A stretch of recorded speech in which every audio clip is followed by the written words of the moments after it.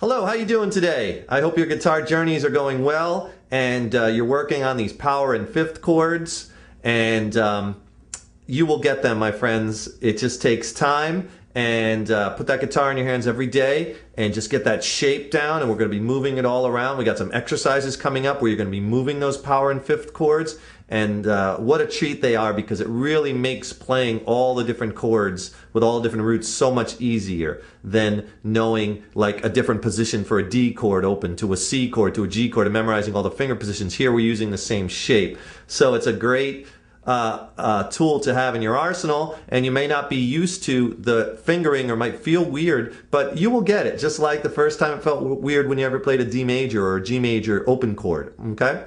So what I want to do now is I want to make some suggestions to you of songs that you can go out and learn that have mixtures of open chords with power and fifth chords, or even all power and fifth chords. And you want to use these, like everything else, song-wise, as vehicles to further your rhythm skills, your chord learning skills, your strumming skills, and everything that we've talked about up to this point in your guitar journey.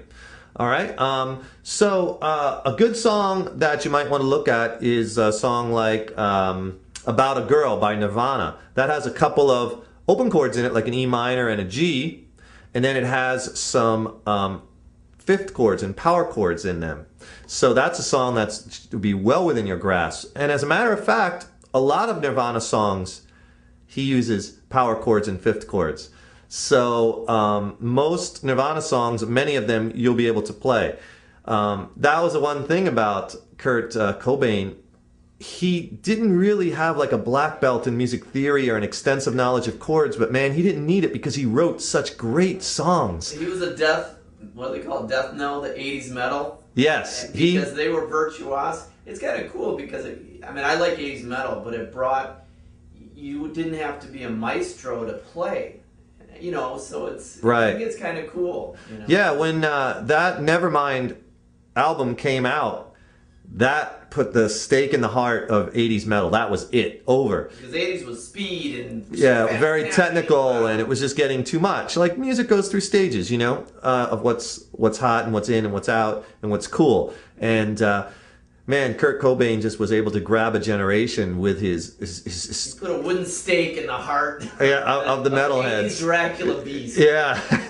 And he was able to just write such fantastic songs with great lyrics, and they just captivated you, and such passion and energy.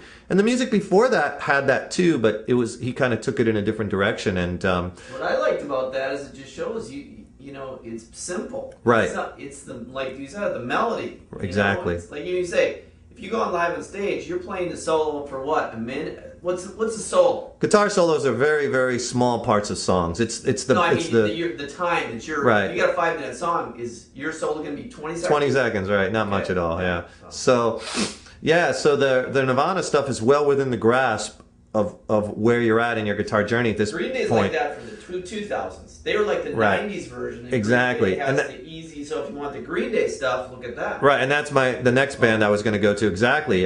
So check out some Nirvana songs. A lot of them are pretty simple, just a few chords, and it just shows you what you can do with just a couple of chords and strong melody lines and good lyrics. And he was Kurt Cobain. He was a genius, in my opinion. The way he wrote songs. And like Tim just said, a lot of Green Day songs too. He uses a lot of power and fifth chords. Songs like Boulevard of Broken Dreams. All the open chords in that song we were playing earlier, like E minor and G and D.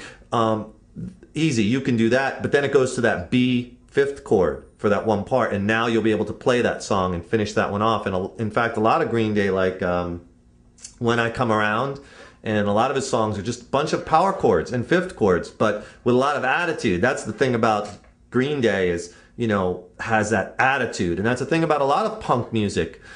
If you like punk or that punk rock genre, a lot of the punksters just use the power and fifth chords. Look at some Ramones music or some Social Distortion They're all about bashing it. Exactly. It's about attitude and in your face, and you suck,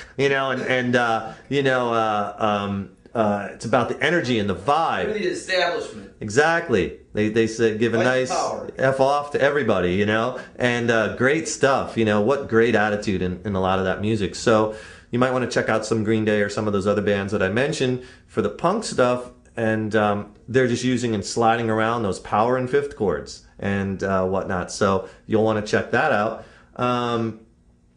Another good one you could try if you want something classic is Deep Purple, Smoke on the Water. The main riff and a lot of the body of the song is all fifth chords.